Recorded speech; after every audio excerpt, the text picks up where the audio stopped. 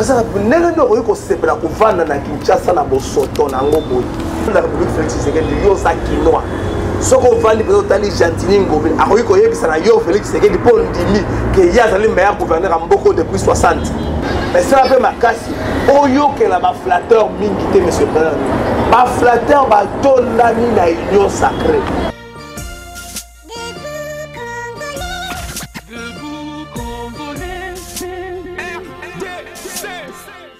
na bino nyonso ba congolais balandi ya plateau de vérité c'est vrai bon maintenant on a vu sur la format moko beaucoup plus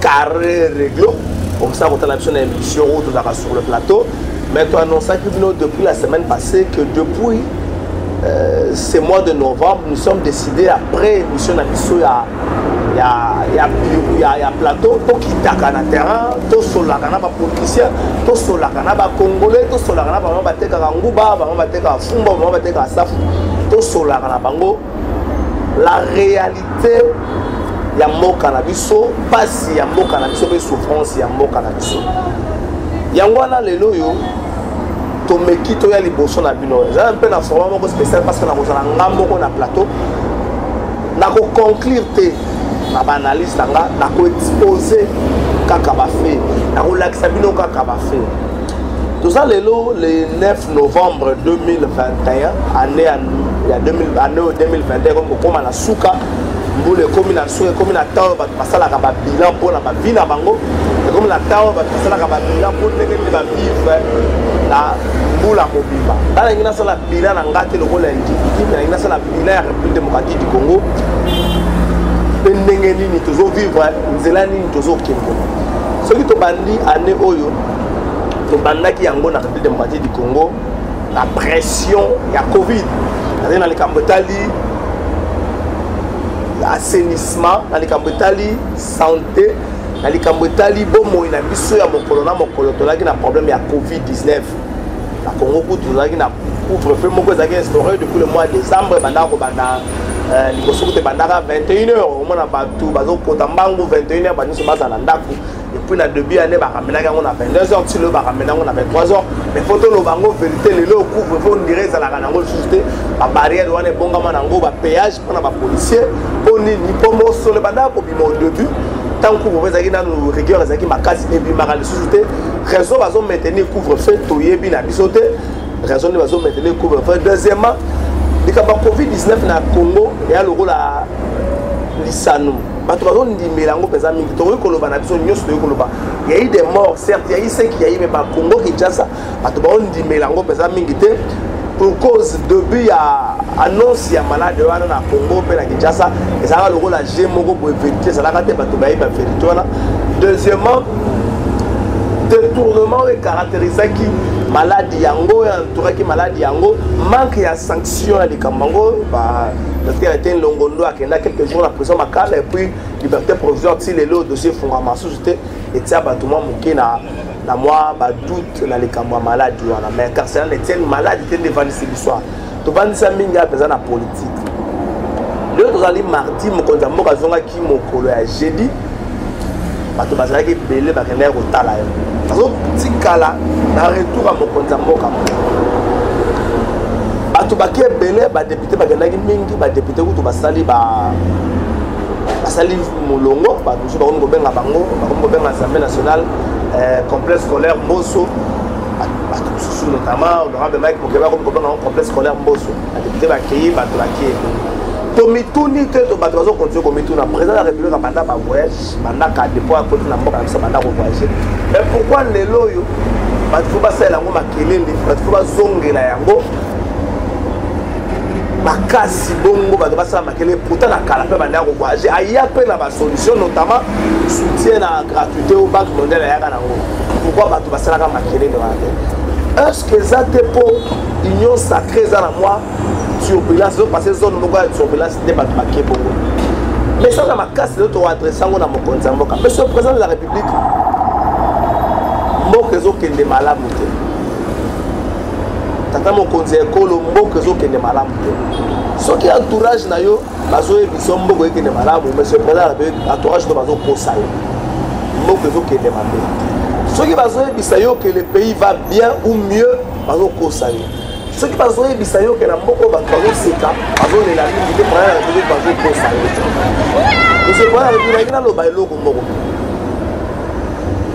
Joseph Kabila Komaki méprisé et rejeté la population tant à s'associer avec na batu moko entre qui aimé batu moko ba reprocher ba bango makambo mwa mingi.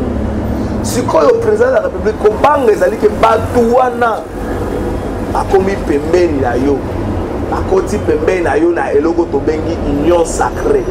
Batu wana bakoti. Président de la République union sacrée et tondani na ba flatteur et tondani na batu oyo pona bango bazala kaka na manjoire. Président de la République au vanda tango molayi na opposition. Ce qui nous a dit que hier on a opposition hier fois ça kaka na pouvoir pour travailler pour la moka. Président de la République wana mutabongo zo pese kotani. Ozo pesa e considération ni mutako so hier on a opposition hier fois ça kaka na pouvoir pour travailler pour la moka. Ozo pese kotani. Président de la République ce qui nous a dit que hier pour na hier pouvoir l'évanicier, pouvoir l'épicier, ma casse, yozo pesaye kota, nini. Naboyi awana tanga bakombo na bango juste les bande. Pona ko poussa na kotanga bakombo na bango. Président batambu isiyo makono. Otamboli okitaki bande aéroport ti otambola kitambola. Est-ce que yoka qui crie à population? Tata mokonza ko. Est-ce que yoka qui crie à population? Est-ce que vous avez la population? Ou encore, président de la République, on se contente que la consolation à peine de fou là-bas, tout le monde. Quand on a zone Sayo, dans Malobanayo, il y a le 23 octobre 2020. Quand on a ça qui fait la coalition FCC Cash, et c'est qui espoir Moroboy. Président de la République, on a qui s'allume Banda, dans le gouvernement d'Union Sacrée. Gouvernement d'Union Sacrée, président de la République, ils ont vu le roi TikTok. Gouvernement d'Union Sacrée, ils ont vu TikTok. Parce que ceux qui basali bimi muke bakangi ba photo, batie na ba réseaux sociaux. Partout. Changement de narratif na bango TikTok. Gouvernement d'Union Sacrée, ils ont vu TikTok. À TikTok, les gens s'exhibent facilement. À TikTok, les femmes ont la facilité d'exhiber leur nudité dans TikTok. Ils ont vu le gouvernement d'Union Sacrée. Exemple, il y a Souka. Il y a Souka. Attends, mon conseil pour le musée à Gungoueziki. Ministre de la Culture et Arts, silence radio. Ministre de la Tourisme, porté disparu. Ministre de la Tourisme, en répétant, porté disparu. Et pourtant, ministre de la Tourisme a outil là-bas pour la semaine touristique. Quelles sont les retombées de la semaine touristique? Si c'est leur amener les gens à visiter le vieil usine, il y a minerai, le vieil usine, ce qui a or, ce qui a cobalt. Si ce n'est cela, quelles sont les retombées de la semaine touristique à Lualaba? Il semblerait qu'il y ait un montant de 3 millions pour la semaine touristique à Lualaba. Logement na bango, billet d'avion, séjour na bango. Qu'est-ce que cette semaine touristique a attiré au Panamissou? Est-ce qu'on peut aujourd'hui évaluer l'apport, il y a tourisme na Piché na Bissau partant de cette activité-là, partant de cet événement? Mais misé à Gungu, Oyo, et qui tombe la tourisme na Mboka na Bissau.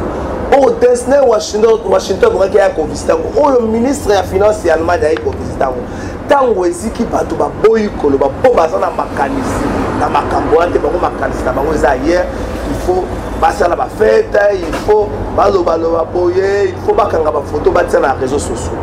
Talako manque ya compassion na bato wana. Président le grand Zongo likambo ya éruption volcanique ya Goma ya Nyiragongo.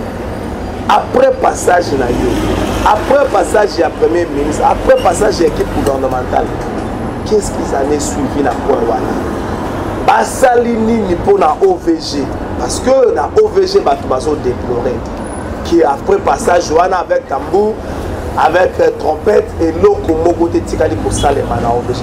Est-ce que nous devons continuer ainsi? Est-ce que nous devons continuer de cette façon-là? Donc, au-delà de la bonne volonté, mais l'équipe doit accompagner. Ils sont dans le cabinet, ils sont dans le gouvernement. Qui s'appelle l'été. Qui sont limite na bango. Donc, on continue pour ça la bango confiance. Mais le Premier ministre est plus attentiste et observateur. Il n'est pas en avant-plan pour agir. Il n'est pas en avant-plan pour être un coach ou un manager. Non. Le ministre le Premier ministre est là, regardant. Le ministre le Premier ministre est là, regardant. Le ministre de détournement autre, le Premier ministre est là, regardant. Est-ce que vous continuez à logique est-ce que vous tombe la Congo? Est-ce que le Congo a annoncé qu'il y a le même banda yango wana mboka oyo considération ya policier zate mboka oyo considération ya militaire ezate mboka oyo baboma mutu basala elobelaka bakonzi eloko moko te ata mokonzi ya kolo est-ce qu'il faut construire ndenge wana bato baye zingazinga na yo mpona union sacrée balaki na mobutu pour certains balaki na Mosé Laurent Désiré Kabila pour d'autres balaki na Joseph Kabila lelo baye na Félix Tshisekedi yoka bango ndenge bazo kofunda Joseph Kabila azaki na makanisi ya malamu te mpona mboka. Joseph Kabila azaki na makanisi ya malamu te mpona mboka. Yo sololaka na Joseph Kabila soko solo na Joseph Kabila solola na mutu lokola Steve Mbika solola Joseph Kabila tala yebisa biso président de la République nani na makanisi ya malamu mpona mboka. Si Mbika boye c'est que na école na les cartésiens les makanisi ya malamu mpona mboka. Mais solola Joseph Kabila sona Steve Mbika yo sololaka na bango yebisa biso nani na makanisi ya lobby président de la République soki o échoué bato bakolobaka to akina Félix Tshisekedi na makanisa malamu te mpona mboka yango totika ye tala ndenge bafunda FCC apesi bango oyo okoki kopesa na bango te po mingi basi bakomi bamillionnaire eloko bakomi kovandela pembeni na yo eloko bakomi kopusa pembeni ezanga na po babatela mosolo bango bazwi mboka ndenge nini président de la République oyo bato mosolo na bango ebandaka kaka soki akoti politique mboka ndenge nini monsieur le président de la République mosolo abato ekobandaka soki bakoti politique est-ce que bongo to évolue ndenge wana président de la République même na bandeko yo uta bango IDPS et bongo benda bango bato ndenge ni bilenge ba okasa ba évoluer na ingénierie ndenge ni bilenge ba okasa ba évoluer na ba secteur soit bilenge nyonso lelo ba koti na politique kwa nini po na maçonnerie mboka ko sim makambo simbate po oza chauffeur mboka zo simbate oza mécanicien makambo zo simbate oza la kwado makambo zo simbate oza électricien oza na ba secteur oza la même journaliste makambo zo simbate conséquence bato nyonso file ndia laquelle est toqué la politique. Est-ce que la politique n'est pas retombée la mboko? Est-ce que la politique n'est pas retombée la mboko? Mboko esangi ba agriculteur, mboko esangi ba fermier, mboko esangi ba éleveur, mboko esangi ba maçon, mboko esangi ba architecte ko tomba ba ndenge po awa biso nyoso to koma na politique. To yoka soni, le un exemple ya procès à Sancho pour na ni. Batuni mwana mboka système bitako profession na yo à lobby politicien, profession na ye politicien. Parce que nous sommes retenus par des gars qui sont que non, azali mutu ya maboki donc azali comédien. Aboyi même yango. Ndengeni to kopesa to kumu na ba comédien. Aussi longtemps moko na bango azo po ya musala wana. Ndanga mo pose est-ce que bongo to continuer na ndenge wana? Moko zo kende mabe. Monsieur le président de la République côté na yo ya popularité okomeka yango jamais na retour na yo te. Côté na yo ya popularité oyeba yango jamais na ba député bazui bis balati ba kankarde na bango ba yako yamba côté na popularité oyeba yango bongo te. Côté na popularité oyeba yango na répercussion ba action positive na yo donc oyeba côté na popularité. Côté na popularité oyeba ba te po mboso na bati ko ba yako yamba te. Côté na popularité oyeba na jamais na retour wana.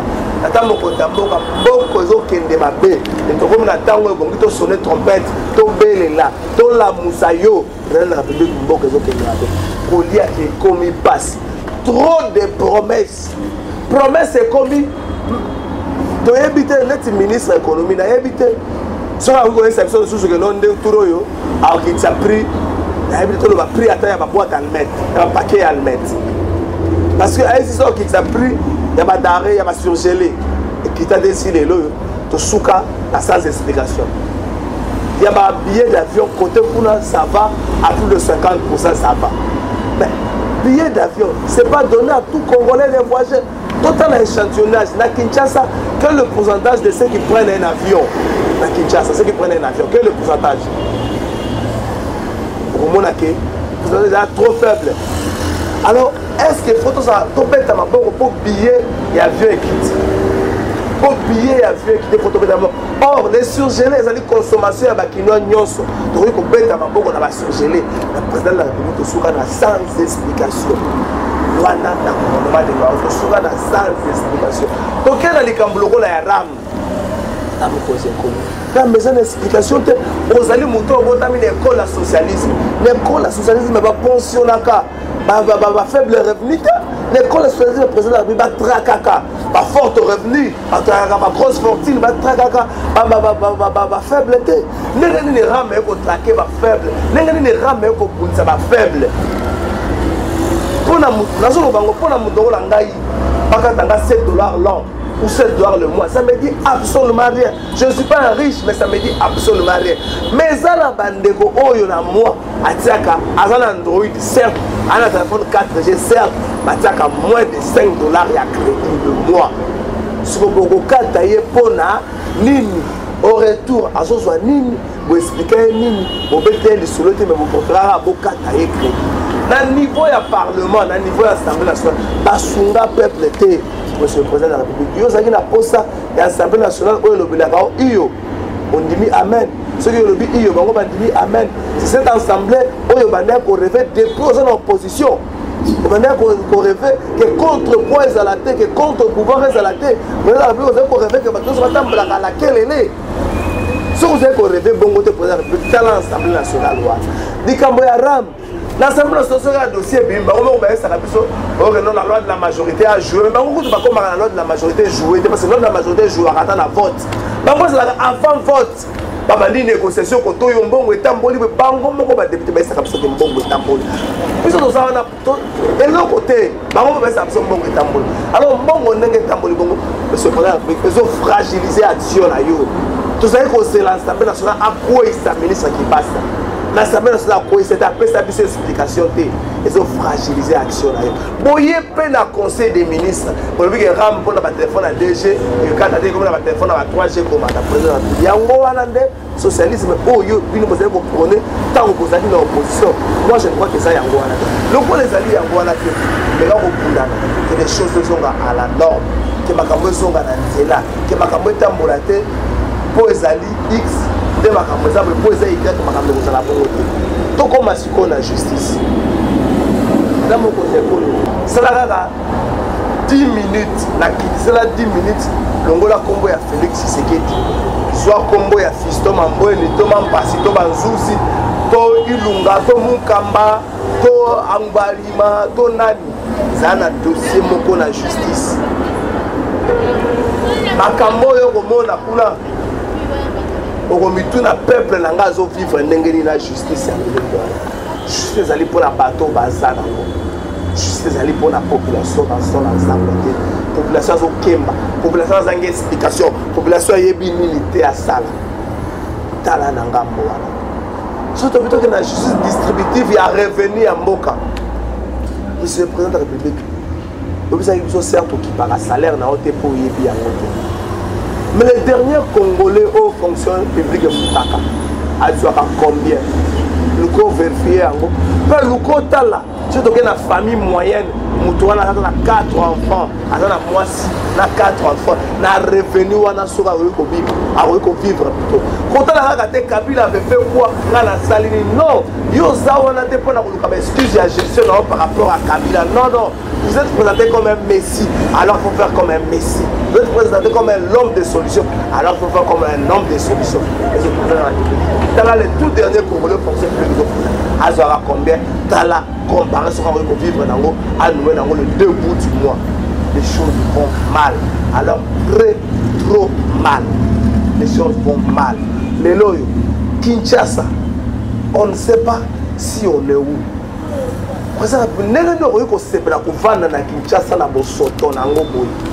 Nengani ori kondima kovanda na Kinshasa na saleté aux na Kinshasa. Nengani ori kovanda na capitale moko sans normes. À Kinshasa, il n'y a pas de normes, il n'y a pas une réglementation des choses, il n'y a pas une discipline, il n'y a rien. Kinshasa et qu'on gagne même pas la forêt parce que la forêt bah quand on l'engue moko bah il y a bateau ça la côté au monde à Basimbili côté au monde à Balio côté au monde à la Kinshasa il y a un mélo qui ne dit pas son nom bah tu vas éviter ma fonctionnaire à n'engeni na Kinshasa est-ce qu'il faut donc fonctionner bongo? On ne sait pas bouger le gouverneur, on a vu la promesse à Kinshasa, les députés ne savent rien faire et le gouverneur à son tour ne fait rien. Il n'a que des explications. Avant le président de la République Félix Tshisekedi, il y a ça quinoa. Ce qu'on va dire, c'est que Gentini Ngobé, à Royaume ça n'a pas Félix Tshisekedi pour dire qu'il y a le meilleur gouverneur en beaucoup depuis 60. Dieu peut président de la République, on dit que Félix Gentini Ngobé c'est le meilleur gouverneur en beaucoup depuis 60. Kinshasa, il y a un miroir et un plus démocratique du Congo. Ceux qui faisaient inviter des marques na yo aïe autant moi na Kinshasa on a fier à Kolobanaye que ya mboka na ngai. Indiscipline dans la police, indiscipline il y a des gens de transport, indiscipline il y a des chauffeurs, indiscipline il y a population batu bazabongo on dirait mito za kasusu na makoloté et la kasusu na mapekate mito comme na makolobato bazo vivre en Rwanda. Il est grand homme. Il y a Ovanda, au sauvé, Kenkena na yo oyo. Ceux qui ont sauvé en côté, batu barotanga sama lukonde te. Batu barotanga sama lukonde te. Barotanga mboso te. Batu barotanga bati lukonde te. Barotanga Félix Tshisekedi mwana Etienne Tshisekedi wa Mulumba, le magma. Otoyo na sima na opposition za yiko telema batu barotanga yo. Batu ba pembele eza batu ya IDPS eza batu ya bao ba ndenyo sacré ba flatteur ba za mingi pona kushukisa tata moko tala na entourage tala lolenge ya kusala musala ya cabinet na yo mosala ngozo sepelisa ba Congolais te monsieur Fela batu ba lobeli cabinet na yo makambo pe maloba nyonso batu ba komi komituna président ozo bongola bango te pona ni Joseph Kabila est là avec 5 bonnes personnes. Monsieur Félix Tshisekedi, président de la République, est-ce qu'on a 3 bonnes personnes autour de nous pour accompagner une action? La vision, pour des visions, on va vision comme action. Parce qu'une vision sans action, c'est un rêve. Tata président, quand nous avons na souka ya kenkena na yo, vision na yo, etika la rêve. Et comme on te met à l'auto ya baba, na l'autre qui Congo a lobé ça la local Allemagne, na enzo que tango aussi si kenkena na Congo comme attendre quoi Swaziland pour une vision ils allaient accompagner dans l'action etika les rêves. Le cas était Congo a lobby, oyo kozala après yo, batu bata la kataba lo bata soki le kambo salami. Les apona Félix. Vous voyez que ça n'a pas IGF, oui, tu peux être d'accord. IGF pense à Moussala. Mais quelle est la conséquence logique à Moussala et IGF? Quelle est la conséquence logique? IGF est comment le rôle là? Tout le monde a explication. IGF est comment le rôle? IGF est comment le rôle comédie mogo saï saï. Parce que la tension. Le IGF va belle les politiciens mogo tension, à cause pression politique dans une tension. Na souka lango et que soit na tension et le sale maté bon ko zonga te mutona ko se retrouver na prison te pour mina ngo déjà ma casse na musala chef de ce président de la République il est grand temps au téléma au tala et si ko wuti le rôle la président musala ni no salle na koto 2 autres tika na ko mais tika ba que musala au salle na 3 ans le bilan est ça positif. Ce que vous avez vu sur la positive, pas toi là, vous les négatifs. Mais la 2 sont éthiques. Au coquille qu'on sent la mieux, ce qui est au lingi. Mais quand linga na yo, donc on dit matin, c'est ça que nous entourage noté. Pendant ce qu'à quelqu'un na ce que côté que c'est entourage sur le matin, yo mon côté à la problème. Oh, on voit que bon l'entourage. Mais le quoi tu as la carte ya mandat na yo, bon l'entourage na yo. Le cas batu oyo ba accompagner yo. Batu va reprocher bande de copains ba camarade oyo na bango la poto. Batu na ba l'accès pour la plupart ba faiblesse na bango. Comme na ngongo sala makasi. pour l'accompagner dans le bateau, vision et comme action. Mais ça fait ma casse. Oyo que la flatteur mine quitter M. Président. Ma flatteur va donner la union sacrée. Parce que nous sommes candidat Félix Tshisekedi, pour la plupart sont des flatteurs. Flatteurs, des hommes sans position, des hommes qui ont développé un beau côté, mais qui ont plus d'intérêt dans le bango. Ils ont dit à Kabila, Kabila c'est toi les sauveurs, c'est toi les messies. Ils ont dit à M. Laurent Désiré Kabila, c'est toi l'homme qu'il faut, c'est notre Che Guevara. Ils ont dit à Mobutu, c'est ce que vous avez ensemble dans l'issue. La FC n'a pas tout la nuance. Président de la République, slogan où il va coller, béton, Mukishi. Et ça n'a pas de problème. Mais ça n'a misala qui va être que béton. Attentisme dans le gouvernement, ça la passe. Donc, comme si j'ai une humiliation pour la Rwandais, quelle action positive et remarquable du gouvernement est sacré? Tout est bien. Il est grand temps de taper un point sur la table et de dire non, non, on doit faire un break, on doit examiner si l'outil est bon au token. Manasi, mana week-end, on peut faire un état de siège pour faire un état de siège. Et pour les lots, il y a qui a sonné son d'alarme. Na belé ça beaucoup d'amboka. Félix Tshisekedi m'a besoin que les malades, ceux qui ont continué pour Congo à lobby et on améliore la Congo à lobby. Dans ce succès là, intolérance. Intolérance, ça fruit les lots. Il y a une inégalité sociale. Intolérance, ça fruit les lots. Il y a un manque, il y a une action positive, conséquente. Il y a un mode d'intolérance et pas de loi. Alors, si on continue à faire un format d'intolérance, on va beaucoup en rien, on va beaucoup de l'autre côté, même beaucoup de vendre. C'est pour ça que sur place, il y a des négociations. Merci d'avoir négocié pour la négociation. On s'est dans la pile, on s'abonner à la chaîne YouTube, sur le plateau de vérité. Chaque lundi, 10 vendredi, 10h juste. 11h juste dans Congo, on sera à live, il y a un policier de tout genre, de tout bord politique, mais il y a et puis dans le ciment. Tout ça dans ma conclusion. Le français, on a refondé. On a refondé. On a posé une émission live. Merci à Patrick qui est dans la caméra, Patrick qui est dans la montage, merci. Nous sommes au Sala, Congo Longa, Félix Tshisekedi longa te, Joseph Kabila longa te, Fayula longa te, Katumbi longa te, Bemba longa te, Congo Longa. Nous sommes dans la République du Congo, héritage de la famille Kabila te, la famille Katumbi te, la famille Tshisekedi, la famille Mbosso te, la famille Kabila te, la famille Bemba te, la famille Fayula te, la famille Kengo te, la République du Congo, héritage de la Congolais, nous sommes même au cadre des membres de la parti politique. Merci de la vie de la société.